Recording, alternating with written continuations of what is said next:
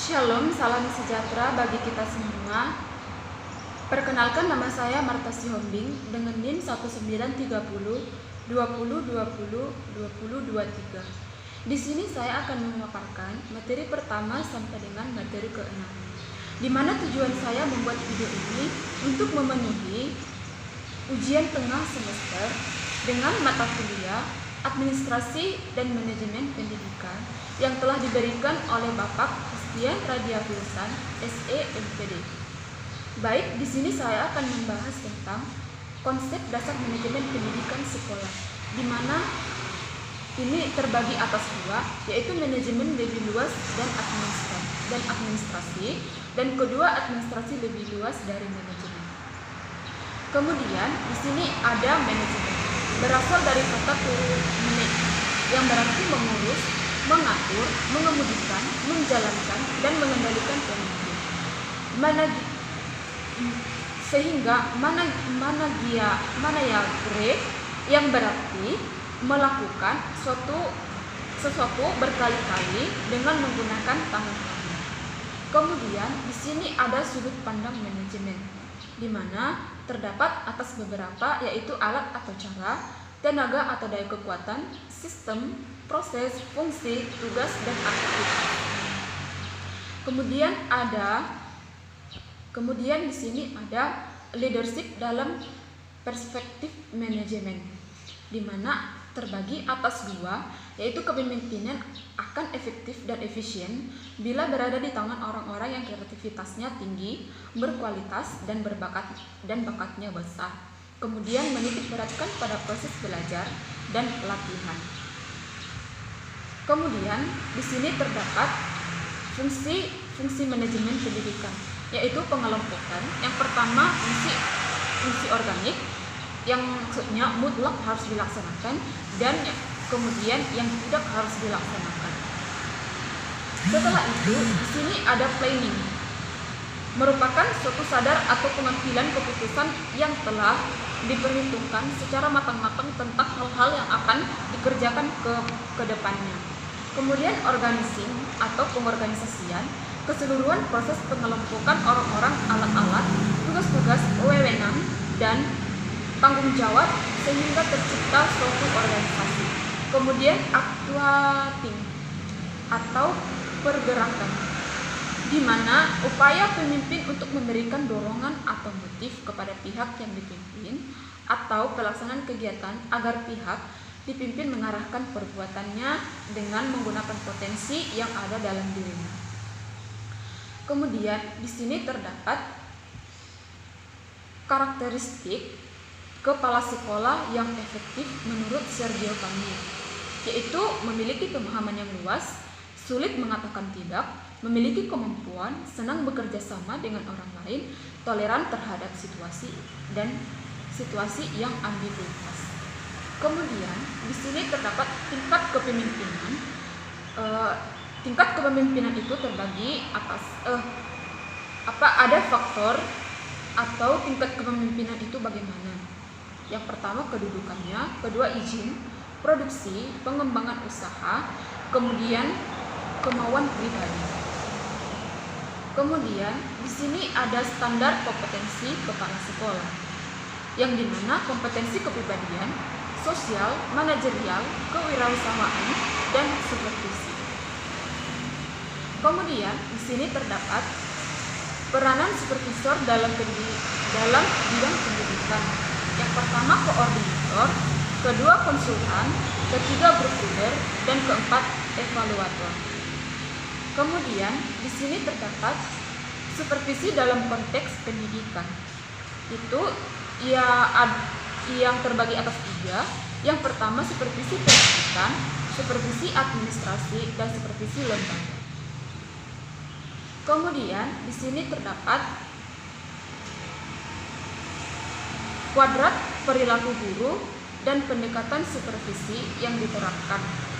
Yang pertama, pendekatan supervisi itu tidak langsung, kemudian kolaboratif, atau kolaborasi, kemudian direktif atau langsung. Kemudian di sini ada pendekatan sistem yang berasal dari kata sistem atau unity, yang berarti himpunan dari bagian-bagian atau komponen-komponen yang saling berhubungan secara teratur dan merupakan suatu kesatuan yang berdiri bersama. Kemudian di sini ada karakteristik teori sistem, yaitu keseluruhan bersifat primer, integrasi, bagian-bagian membentuk sebuah keseluruhan, bagian-bagian memainkan peranan dalam kesatuan untuk mencapai tujuan. Kemudian di sini terdapat pendidikan nasional.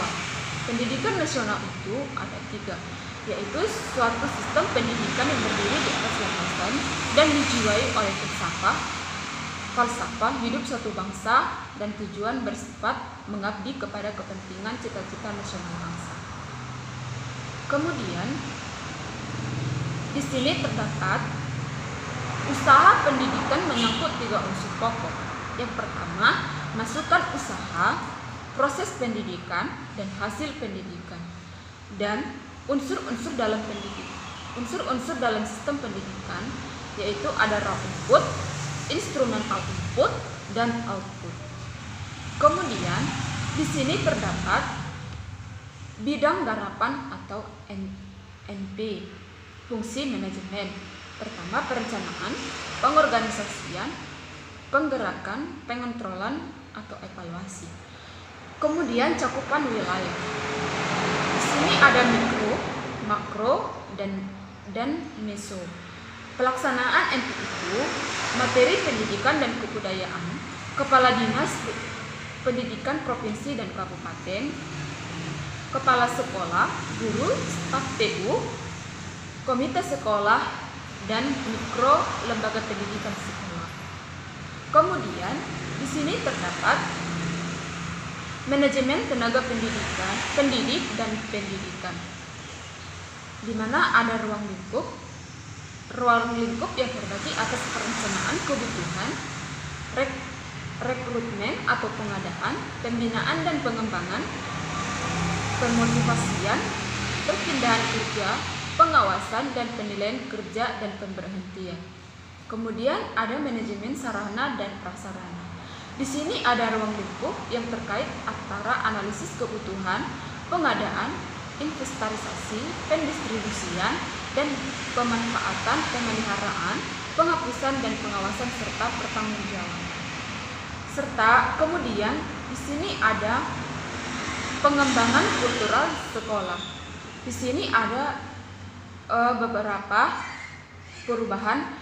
Yang pertama, dunia berubah dengan cepat, kemudian tuntutan masyarakat yang berubah, persaingan kemampuan sumber daya manusia, dan peningkatan kualitas pendidikan yang terus-menerus berkelanjutan. Kemudian di sini terdapat apa yang harus berubah.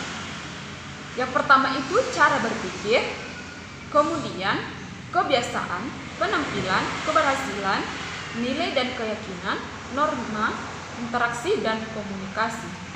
Di mana strategi melakukan perubahan itu ada pendekatan struktural. Yang pertama peraturan, klasikal, pendekatan kultural, interaksi dari interaksi dari bawah, lambat terus menerus. Kemudian di sini terdapat peran kultur, di mana peran kultur itu terdapat atas memperbaiki kinerja sekolah, kemudian membangun komitmen warga sekolah, membuat suasana keluarga, kolaborasi, ketahanan, belajar, semangat, dan terus menerus maju dengan dorongan bekerja keras, tidak mudah mengeluh. Kemudian mengubah kultur sekolah itu ada beberapa faktor. Kepala sekolah harus memahami kultur yang telah ada. Kemudian pengubahan kultur, mengubah variasi hubungan antar warga sekolah. Kemudian perubahan dilakukan melalui dialog. Kemudian perubahan dimulai atas suatu contoh perbuatan dengan baik. Kemudian produk kultur yang baik. Produk kultur yang baik itu peningkatan kinerja individu kelompok, peningkatan kinerja sekolah dan institusi, terjalinnya hubungan yang sinergi antar keluarga tingkat di atas. Kemudian di sini terdapat kepala sekolah, di mana kepala sekolah itu harus mengasosialisasikan visi sekolah dan rencana mencapai visi dan misi, menjelaskan harapan terhadap guru dan siswa, selalu tampak di sekolah, dipercaya guru dan siswa, memberdayakan guru dan orang tua, memberi pujian dan peringatan kepada guru dan siswa, memiliki rasa humor, dan sebagai model bagi guru dan siswa. Kemudian, di sini terdapat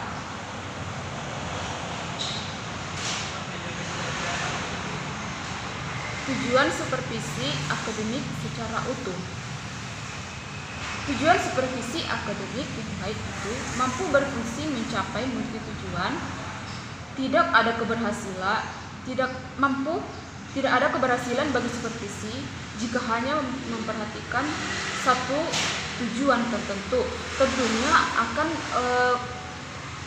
mengesampingkan tujuan lainnya.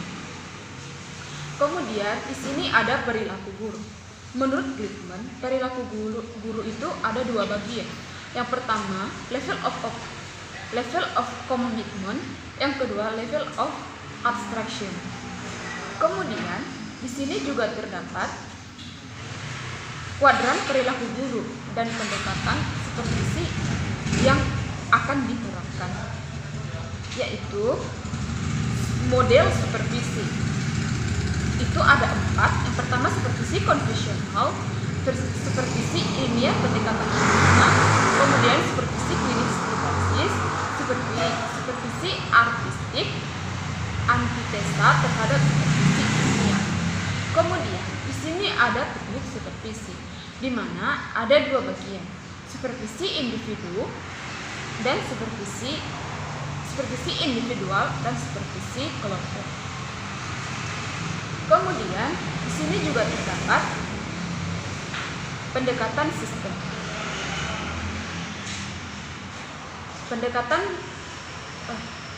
Kemudian di sini juga ada peningkatan mutu sekolah, di mana ada dimensi struktural, dimensi kultural, dan di mana kultur sekolah itu adalah Dill dan Peterson yang memiliki pola nilai, keyakinan, dan tradisi yang terbentuk melalui sejarah sekolah.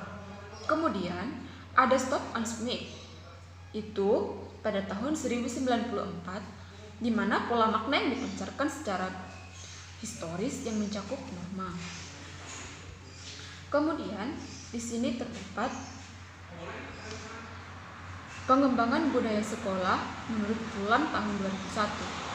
Di sini terdapat beberapa, yaitu kepala sekolah selalu berorientasi kepada pencapaian tujuan melalui visi dan misi. Kemudian, penerapan kepemimpinan partisipasi dan memperluas para pendidik dalam mengambil keputusan. Kemudian ada kepala sekolah inovatif dan selalu yakin guru mau melakukan perubahan. Kemudian kepala sekolah meyakinkan pendidik dengan benar melakukan efektivitas mereka dalam bekerja. Kemudian mengembangkan kerjasama yang baik antar pendidik dan interaksi formal dan informal. Kemudian bagaimana mengembangkan budaya sekolah itu ada beberapa langkah. Yang pertama, langkah pertama, analisis lingkungan eksternal dan internal.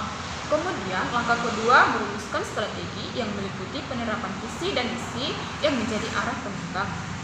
Kemudian di sini ada langkah ketiga, yaitu implementasi strategi, di mana yang harus dapat menjawab bagaimana caranya melaksanakan program. Kemudian, jika pada model pertama sekolah berencana untuk mengembangkan nilai kebersamaan melalui pelaksanaan kegiatan kolaboratif dan kompetitif, maka sekolah hendaknya menyusun strategi dan kegiatan yang dapat dikolaborasikan dan dikompetisikan. Kemudian yang langkah keempat, monitoring dan evaluasi, di mana langkah ini merupakan satu bagian dari sistem penjaminan mutu. Maksudnya kepala sekolah melalui monitoring memenuhi kewajiban untuk memastikan bahwa proses pelaksanaan kegiatan sesuai dengan rencananya. Terima kasih atas Terima kasih, sampai di sini hasil presentasi saya. Jika ada tutur kata yang kurang jelas dan yang kurang baik, mohon maaf. Saya ucapkan terima kasih.